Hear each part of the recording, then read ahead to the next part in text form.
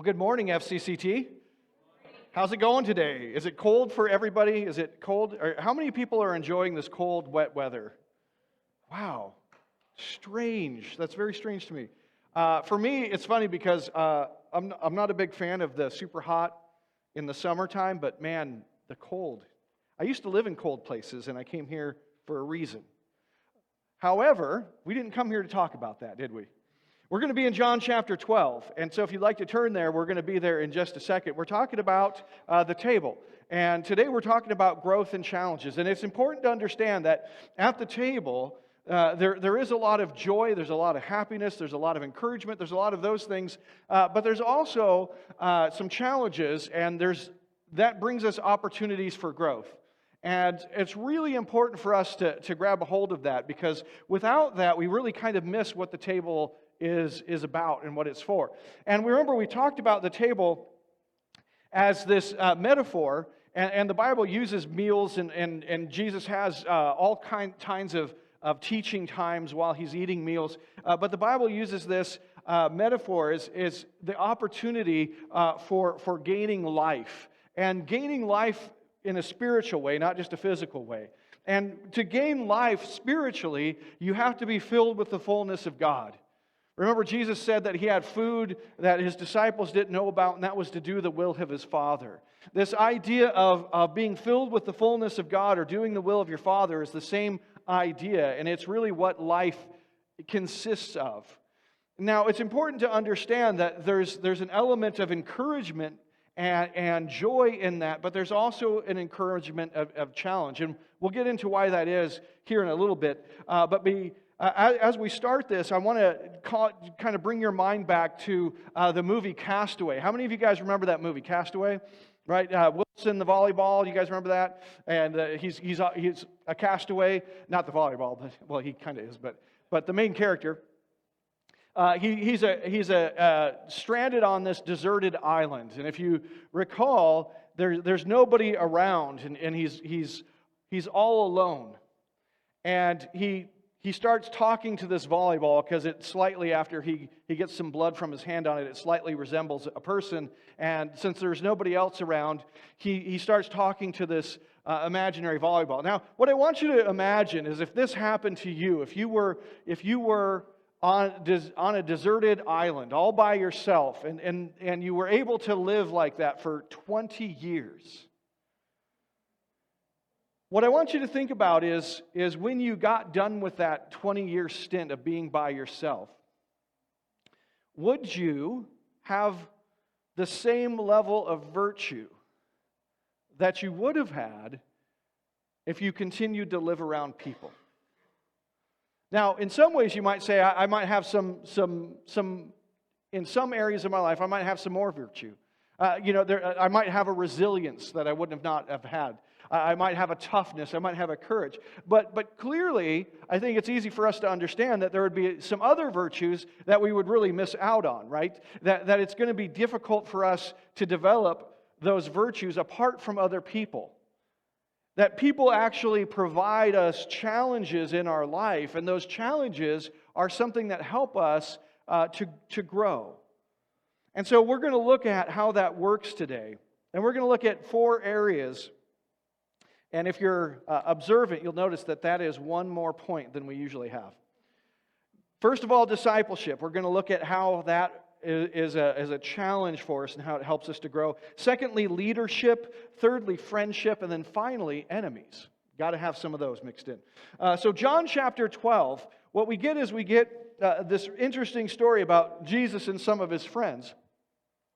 And it starts off in verse 1, John chapter 12, verse 1. It says, 6 days before the Passover, Jesus therefore came to Bethany, where Lazarus was, whom Jesus had raised from the dead. That's kind of, I like how the Bible is very nonchalant about that. Hey, that guy Lazarus was there. The one that Jesus raised from the dead. It's kind of an important aspect of this story. So they gave a dinner for him there. Jesus is in town, the guy that raised our friend, our brother, whoever all these, Lazarus has a community of people around him who are glad that he's alive, and the guy who made him alive is in town. So you're going to give a dinner for him. It says, Martha served, and Lazarus was one of those reclining with him at table. Mary therefore took a pound of expensive ointment made from pure nard and anointed the feet of Jesus and wiped his feet with her hair. The house was filled with the fragrance of the perfume.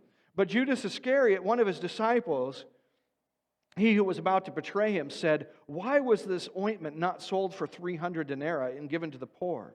He said this not because he cared about the poor, but because he was a thief. And having charge of the money bag, he used to help himself to what was put in it. So here we have this interesting scenario where we've got this conglomeration of characters that are all in community with one another and are interacting with each other and challenging each other in different ways. And we're going to look at how this works because we have Lazarus, who is a guy who's been raised from the dead. And that's a pretty significant life-altering moment, right? When you get raised from the dead. And then he's there with Jesus and he's enjoying this meal. And then we have Martha, who's there serving. And if you remember, Martha was there serving before and things didn't go as well because, again, there's people here who are interacting with each other and creating challenges for each other. And then Mary, who remember before was sitting at the feet of Jesus, now she's got this expensive ointment and she's putting it on the feet of Jesus. And the smell of that is just perforating the room. And then you have Judas. And of course, Judas is the enemy in this. He's the guy that's going to challenge things in a way that maybe nobody sees at this point coming except for Jesus. So let's talk about these four areas. Because what we'll see here is that it takes community to help us grow. And these four different kind of offices, if you will, these four different types of characters, these four different types of people who come into our life will help us in the growth process. So let's first talk about discipleship. So what does it mean to be in discipleship? We don't talk about that much. I mean, if you meet somebody out and you say, and they say to you, I'm a disciple of so-and-so, I'm a disciple of Austrian economics. I'm a disciple of a Sigmund Freud. You're kind of, this is going to be one of those days where this does not cooperate. I apologize. I'm going to have to do that 57 more times. You're probably going to look at that and think, okay, that's a little weird, right? How many of you guys have heard people use that? I'm a disciple of. Anybody heard anybody use that? Nobody uses that anymore, right? It used to be a very common thing, a common term that people would understand, but anymore we don't. And remember that being a disciple means to be under the discipline of somebody. It really means to submit yourself to them. And the problem is it's not just the term that's fallen out of favor, it's actually the activity that's fallen out of favor. It's not just that we don't talk about being a disciple anymore, it's that we don't actually make ourselves disciples of anything or anyone anymore. And it's not just the position of being under a leader, but it's the quality of actually having submission. Because the thing is that even though a lot of us will not be familiar with the term discipleship or actually ever have been a disciple of anybody, we all have leaders. And so the question is, how is it that we can have leaders, but we're not disciples? And the reason is because we're not actually submitting to the leaders that are in our life. Right? We're not actually submitting to them. How many of you guys remember your first job that you had when you were a teenager? Anyone? Remember that first job? Do you remember how in that first job, when nobody's looking, you were hard at work? You were scrubbing those toilets. You were doing those dishes. You were, whatever it is, that first job you had. You were, cleaning out the stock room. You were, and when nobody was looking, you were just working as hard as. Is that how most of you experienced your first job? When the boss was away and it was you and the other teenage kind of, what should we say, minimum wage workers, you're all teenagers and your guys are left on your own. Did the work get done the same way that it did when the boss was there? No. How many of you guys remember if you were working in a job that had kind of bosses that were not usually there? Like when the big corporate bosses would come in, do you remember? Oh no. The thing is that what's really interesting is that feeling of, oh no, it comes from our lack of submission. We realize that we're normally not in the position of actually doing what it is that we're supposed to be doing. And in this story, there's a lot of this that's going on. You see, you have this contrast here between Mary and Judas. And this issue of Mary and Judas, they come to a point. And the point they come to a point of disagreement.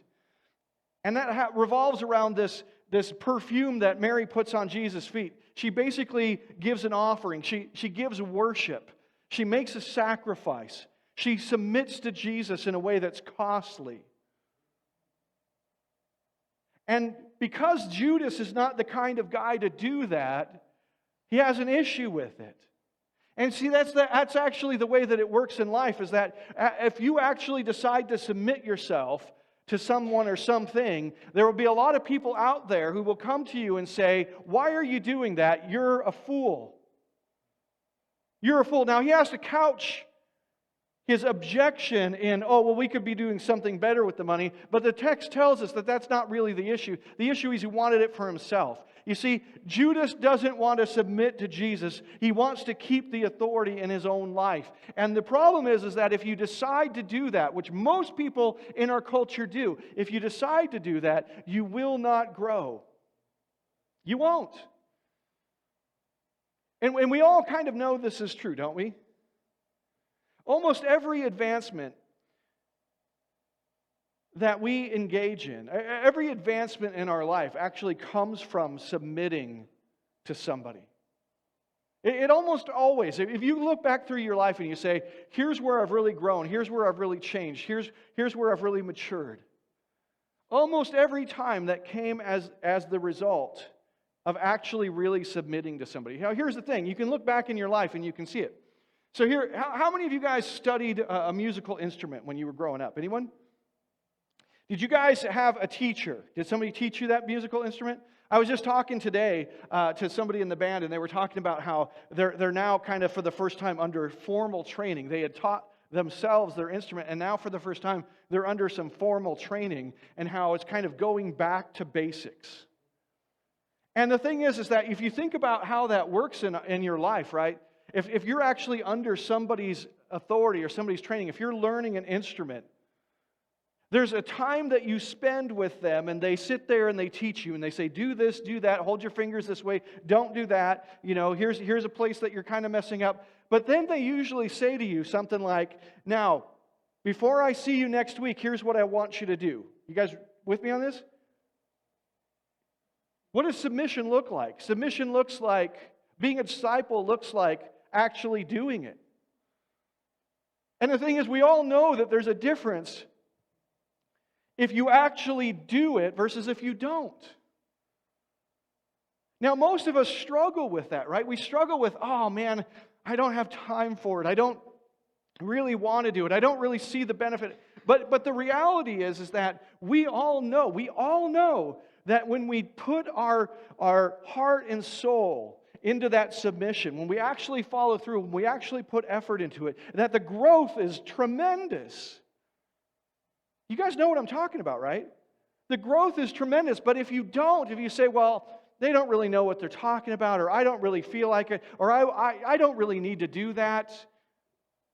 If we keep that authority for ourselves, then what happens is that we stagnate. This happens all the time in school. If you do your homework, do you not learn more? In sports, if you have a coach and he says, "I want you to go work on this," if you do it, won't you be better off? Won't you succeed? Won't you advance? I remember having a football coach. And he wanted us to be in track when we weren't playing football, because he wanted us to have that conditioning and that growth from track. And I remember over the summer, he said to me, "I want you to run every day." And so I remember I was downtown, living in Durango, Colorado, and I was downtown by the Strater Hotel, actually, if you guys know Durango very well. And I was walking downtown, and there's a guy painting the building. He's painting the building, and I happen to look up, and I look again, and there he is. It's my coach. And my coach looks down, and he says, Steve. And I was hoping to sneak by because I knew what was coming next. He said, Steve, have you been running every day? And I said, I've been riding my bike a lot. And he said to me, he looked at me and he says, you don't play football on a bike. I didn't excel at football. Why? Well, because I wasn't submitted. I wasn't submitted. Now, what's interesting is there's Mary's submission, but there's also Martha's submission. If you look at Luke chapter 10, verse 38 through 42, there's an earlier story here. It says, as they went on their way, Jesus entered a village, and a woman named Martha welcomed him into her house. And she had a sister called Mary who sat at the Lord's feet and listened to his teaching. But Martha was distracted with much serving, and she came up to him and said, Lord, do you not care that my sister has left me to serve alone? Tell her to help me. But the Lord answered her, Martha, Martha, you are anxious and troubled about many things, but one thing is necessary. Mary has chosen the good portion, which will not be taken away from her. One of the things that's interesting is you see that Martha, it says in verse 2, so they gave a dinner from there. Martha served. Now the thing is that because Martha didn't listen to Jesus? No, but notice there's something different. Martha served, and Lazarus was one of those reclining with him at table. You get a completely different circumstance here. Martha is serving, but she's not complaining. She's taken the rebuke that Jesus gave her, and she's taken it to heart, and she's changed because of it. You see, the reality is that whenever we're in a position where we are trained by being a disciple, it makes the difference in our life. In 1943, the government was keeping a huge secret from the city and the people of New York City.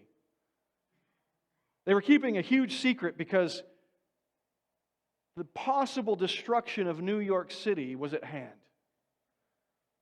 And it wasn't at the hands of the Germans, and it wasn't at the hands of the Japanese. It was actually at the hands of the United States government.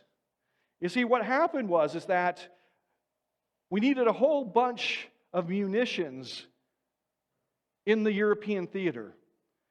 And in order to get that many bombs and missiles and bullets and explosives, hand grenades, all that stuff, in order to get that much over, you needed a couple of different things. You needed a very large port, and you needed a very good rail network feeding it. And the problem was that there was one place where this came together, and that was New York City.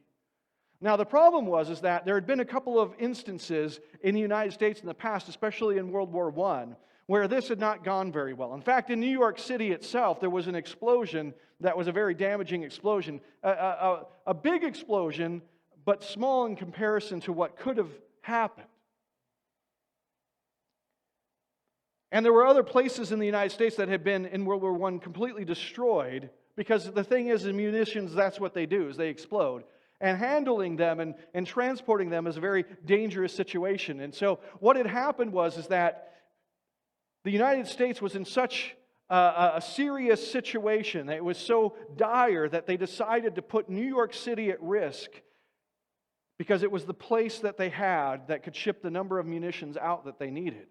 Now, what they did was they kept everything on the DL. They didn't tell anybody that that's what they were doing. And they trained up the Coast Guard, and they trained up other firefighting units to basically, and they drilled them over and over again to, if there's a fire, you guys got to be Johnny on the spot. You got to be there, and you got to do what it takes, because if you don't, thousands, tens of thousands of people could be killed. The explosion that would result from the 5,000 tons of explosives that went through there on a daily basis would level a large portion of the immediate dock area and the buildings and businesses that surrounded it, but it would also create huge destruction over a huge portion of Manhattan.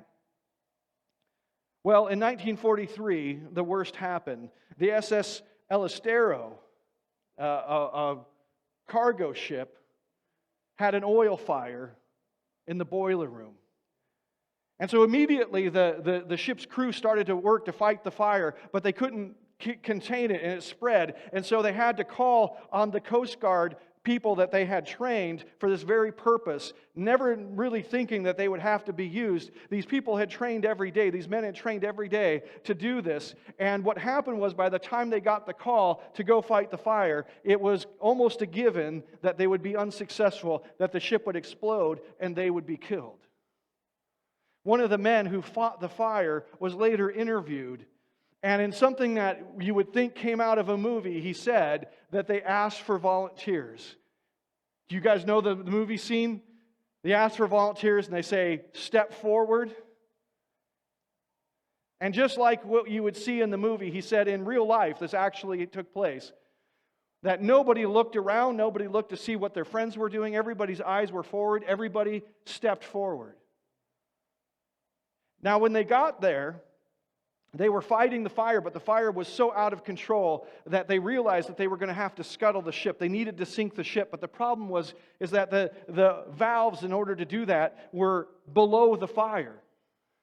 And so they couldn't reach them. And so what they realized is that they were going to have to do is they were going to have to tow this boat out away from the dock so that when it exploded, it wouldn't destroy the city.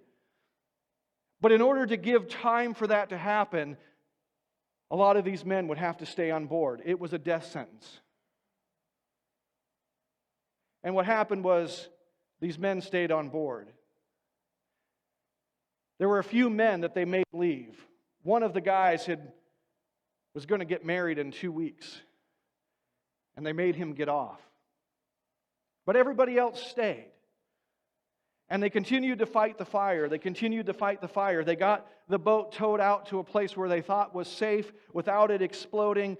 And they had boats come up that had big pumps on them, and they filled the hold with water, and they sunk it to the bottom.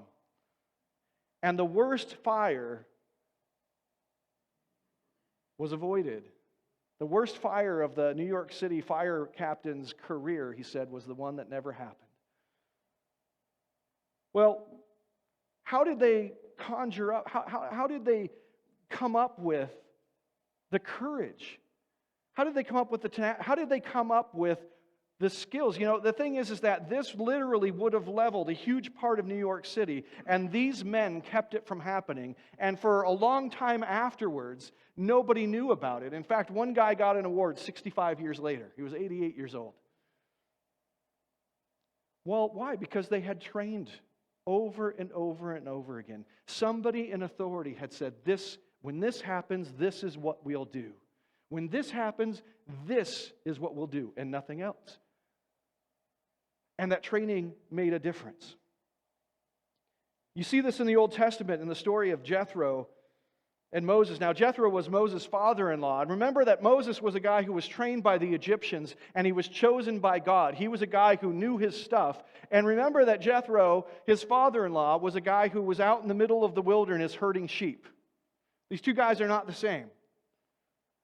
But in Exodus chapter 18, verse 17, it says, Moses' father-in-law said to him, "What you are doing is not good. You and the people with you will certainly wear yourselves out, for the thing is too heavy for you." What's he talking about? Well, what would happen is that everybody who had a dispute would come and have Moses sort it out for them. And so from morning to night, that's what Moses did. And Moses' father-in-law, Jethro, shows up and he says, "Hey, this is no good. You can't do this."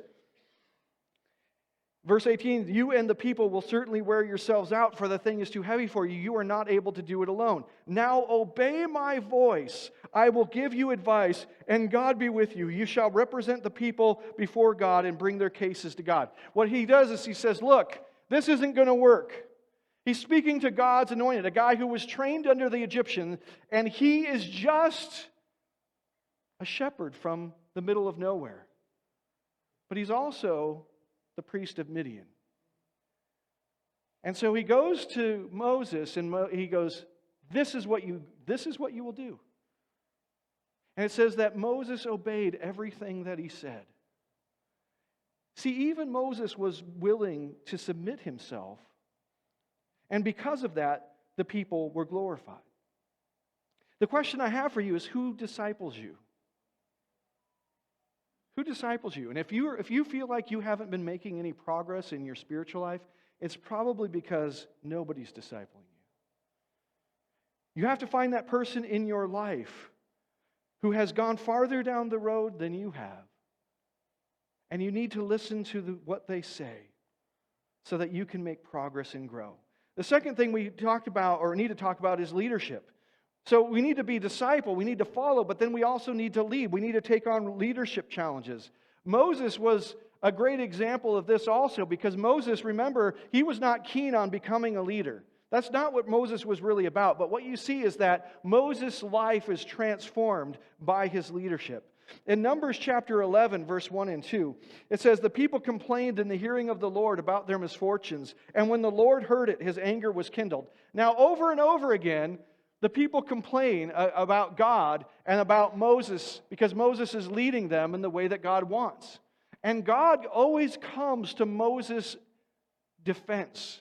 And it's usually something like this. So what's going to happen here? It says that his anger was kindled and the fire of the Lord burned among them and consumed some outlying parts of the camp. And the people cried out to Moses, and Moses prayed to the Lord, and the fire died down. Over and over again, what you see is that Moses taking on the role of leadership and trying to do it in a way that glorifies God and is something that honors God, over and over again, this transforms his life. In fact, to the point where something incredible happens. If you remember Moses was he was a little bit of a hothead, right? He was trained by the Egyptians. He was very high up. He was very well educated. And if you remember, there was a time when he killed a guy just outright. Exodus chapter 33. Let's look at that because it's kind of, the transformation is stunning. Moses is talking to God. He says, "Now therefore, if I have found favor in your sight, please show me now your ways, that I may know you in order to find favor in your sight. Consider too that this nation is your people." What's happened here? Well, over and over again, remember that the people of Israel were not being obedient to God. They were walking away from God. And Moses was constantly stuck in the middle of trying to get this people to follow God and trying to please God. And these people were always a problem. And at one point, God says, "Look, Moses, I'll take you, but I don't need these people."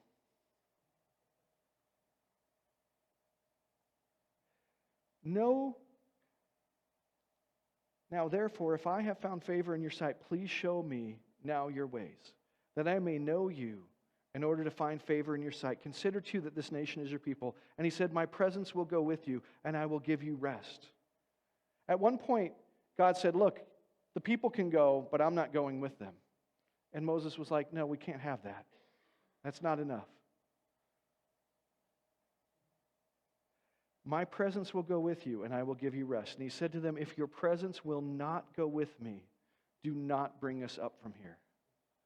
What's become important to Moses? Before he was willing to kill a guy because he was picking on an Israelite, and freeing the people and doing that kind of stuff was the most important. But at this point, Moses has taken on leadership and he's been transformed. Remember, he didn't really want it. When Moses encountered the burning bush, he was like, send somebody else. But now not only does he want the position of leadership, but he says, I need to be with you, God. I need to see you. I need to know your ways. And if you're not going to go up with us, then leave us here. He has this need for God's presence, and that transformation came because he struggled with leadership. Man, all around you, there are opportunities for leadership, and if you were to take on those opportunities and you were really to invest yourself in them, if you were really to say, how do I do this to the best of my ability? How do I honor God in this and help the people that I'm leading? If you were really to apply yourself, it would be terribly difficult. It would be time-consuming. It would be frustrating. It would be aggravating. It would be tiring, and it would be completely transformational to your life. You would grow because you took on this burden. The burden of leadership is what makes us strong. And this is not lording it over somebody. You see, the burden of leadership, if you don't see, and when you look at leadership, if you don't see a burden, then you're not ready for leadership. You see, what's interesting is Moses saw what God was asking him to do when he was encountering God at the burning bush, and he said, I don't think I want to do this, God. Why? Because he saw the burden of leadership. You see, some people look at leadership, and all they see are the perks of leadership. All they see is the glory of leadership. All they see is the reserved parking space, the corner office. All they see is the perks. And if that's you, you're not ready for it. But if it scares you, then you just might be ready for it. Leadership is a burden, but you take it on. Why? Because you care about God and you care about the people. And in the midst of doing something that's difficult, because you care about those two things, you will be blessed. You will be transformed. You will grow.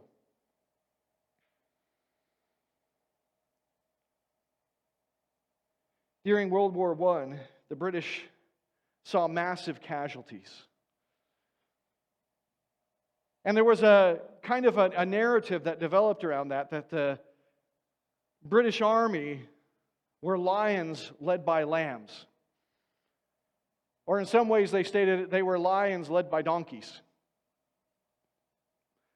That over and over again the British soldiers were ready to go up over the top of the trenches. And they were ready to face the machine guns. And they were ready to put their lives on the line. But a narrative developed that while that was going on, the leadership were making stupid, foolish decisions, and they were throwing away the lives of their men, and they were not willing to face the same risks that the men were. What's interesting, though, is that scholars have since looked at the statistics, and they've discovered something else. That some of the highest casualties were among a lot of the officer classes. Because over and over again, corporals and lieutenants and sergeants and captains were at the front leading their men. And in fact, what's really interesting is that if you look at the generals, the guys who were the most disconnected, the most out of touch, 18% of the generals for the British died from enemy action in the war. And if you take the military, the British military as a whole, 17.6% of the military as a whole died as a result of enemy action. What does that tell you? It tells you that, unlike what the narrative was, the generals weren't in some cushy office somewhere making stupid decisions. They were struggling to figure out how they were going to try to win this war. And they were doing it at the cost of their lives, along with their men. It's a true thing, always, that teachers learn more than their students. When you decide to lead, you will be changed and transformed more than the people that you lead. It has to be this way. Otherwise, you have nothing to teach them, and you have nowhere to lead. This is the nature of leadership. And if you decide to take it on in the midst of community, you will grow. Thirdly, see, I'm too used to 3 points. Thirdly, there's friendship. Now, friendship is an interesting thing because friendship can lead in a couple different ways. Right? Friendship can lead us to become much more growth-oriented, or actually, friendship can actually retard our growth. It really depends on the kind of friend that we have. There's some guys on the internet. One guy's named Zach Kortz. The other guy's named Ari Henning. And they work for a company called Revzilla, which sells motorcycle stuff. And their job there is to produce videos that people will watch and then be interested in buying motorcycle gear for the company that they work for. And so what this leads them to do is to do some pretty outlandish things and to try some pretty outlandish things on motorcycles. Now, what's really interesting is these two guys have been friends for their entire lives. They grew up together, they went into motorcycle racing together, they had careers together, and then when they got out of that, they went to work for this company together. They've been friends for their entire lives. And so they take on these interesting challenges together. One of the challenges that they took on is they realized that Wyoming was the least populated state, and it had the most dirt roads out of any state. And so they said to themselves, is it possible to drive from one side of Wyoming to the other on only dirt roads? We think we can do this. And so they set about trying to do it. And it turned out to be much more difficult than you would think. Or maybe you wouldn't. One of the big problems was that they decided to do it in the spring, and the weather got terrible. It was freezing cold. Not only was it freezing cold, but there had been rain and snow and sleet, and so there was mud everywhere. And so a lot of the dirt roads that they were trying to ride on were more like mud trails. The other part of it was that there was just actually a lot of paved roads in Wyoming. And so they developed a technique. When they encountered a paved road, they would work together, picking up their motorcycles, the two of them on one motorcycle, and they would carry it across the road. It looked ridiculous. And they would put it down on the other side, and then they would get the other motorcycle, and they would do the same thing. And they would do this over driveways. They would do this over anything paved. It's kind of like, you remember when you were a kid and you said if you step on a crack, then you break your mother's back, right? It's the adult version of this. Well, what happened is as they're going along, the weather's terrible, they're cold, they're miserable, they're freezing, and the mud gets so bad that their motorcycles are constantly bogging down, and they're just at their wits' end. They're about to give up, and they're experiencing just the lowest point emotionally. And one of them would, have a motorcycle that broke down once again, and he would throw it down on the ground. And I don't know if I can do this anymore. And the other one would say, hey man, we can do this, we can do this. And then it would get to the point where the other one would be like, I can't take this anymore. And the other one would say, we can do this, we can do this. And what happened is you saw a lifelong friendship at work, and it was pretty incredible. That over and over again, they're able to complete these outrageous challenges, because when one of them is at their lowest, the other one's able to raise them up. In Ecclesiastes chapter 4, verse 9 and 10, it says, 2 are better than one, because they have a good reward for their toil. For if they fall, one will lift up his fellow. But woe to him who is alone when he falls and has not another to lift him up. That's more true spiritually than it is physically. When you fall spiritually, when you're just down, when you're just ready to give up, and let's talk about why that happens. You get that way because you see the standard, the ideal, the glory of God, and you realize you cannot measure up. And you realize that that's what life and that's what food is when you're filled with the fullness of God. When you become like Him, that's life. But you fall so far short of Him. And you're feeling down and you're feeling depressed. What's really interesting is that this standard, this ideal, this glory of God can either be life to us as we joyfully pursue it and we see it become more and more true in our life. It gives us energy, it gives us hope, it gives us passion. Or it can become death to us as we see ourselves falling short over and over and over again. But you know what? If you have a true friend, that true friend, when you're down and you feel like you're a million miles away, you feel like you're worthless, you feel like you haven't grown, you feel like there's nothing to your life, that friend can say, you know what? You have made progress.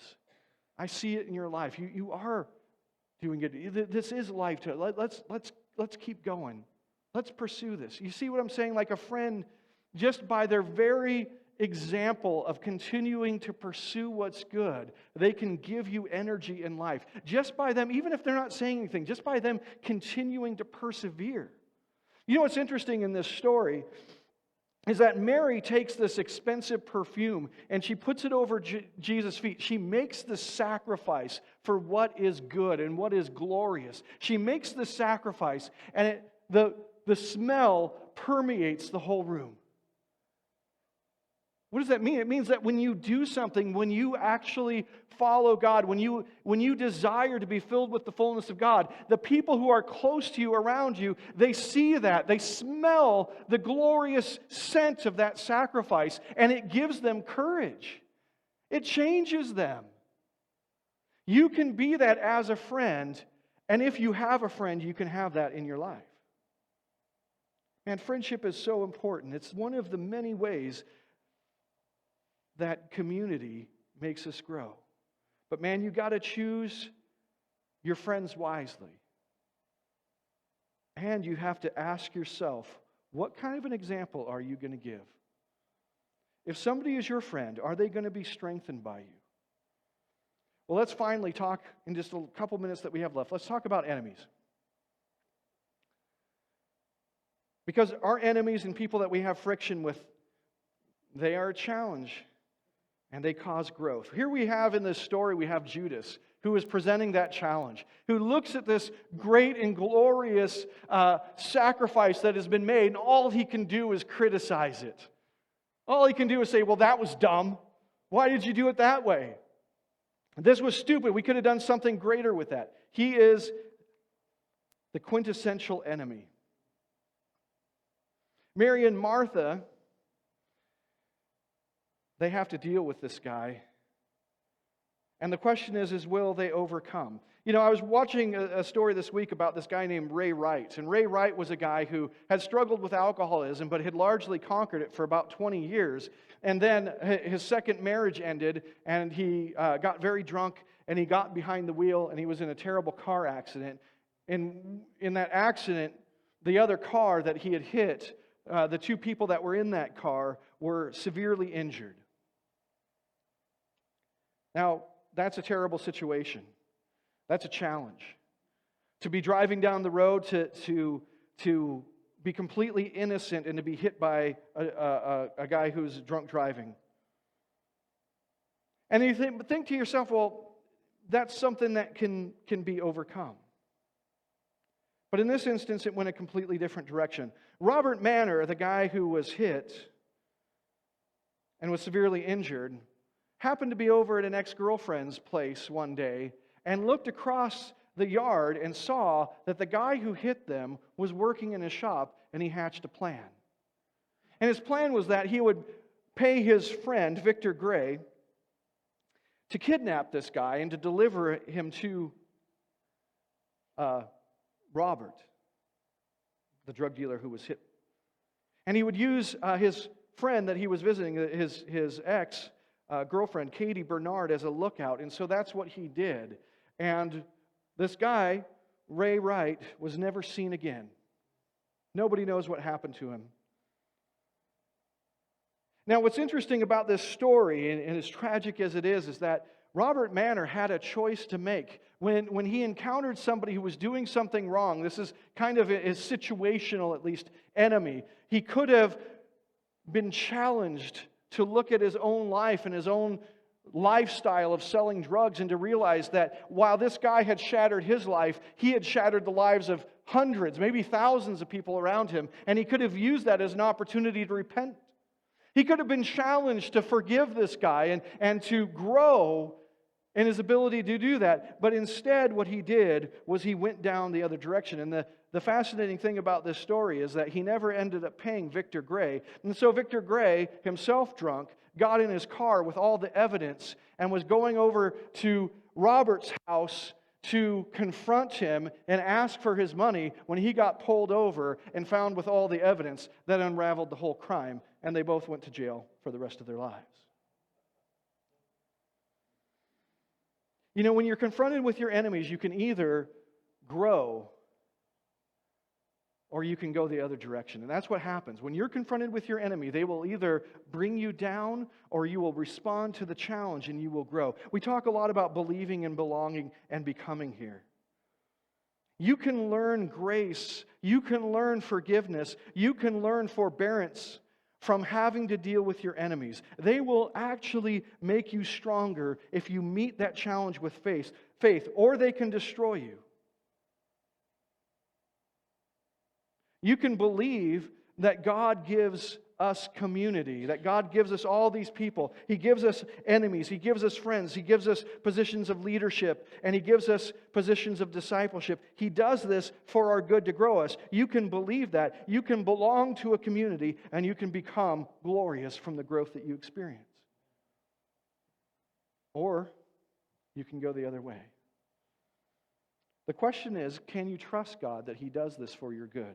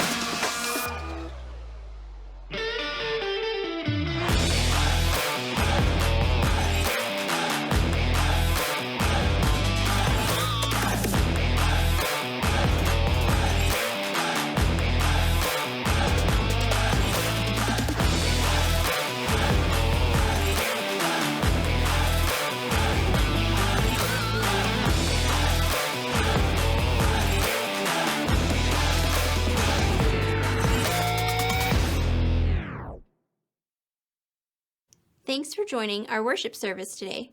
Please follow us on our Facebook page where you can let us know about any needs or prayer requests you may have and keep up with the latest church news and events. You can also check out all of our past lessons and other videos by visiting our YouTube channel. At First Christian, we strive to be the presence of Christ in the world by helping others to believe in God's love for them, to belong to His church, and to become like Christ in their lives. If you would like to support us in our ministry, you may do so by giving online through our website at www.fcct.org or by mailing checks to the church. Have a great week.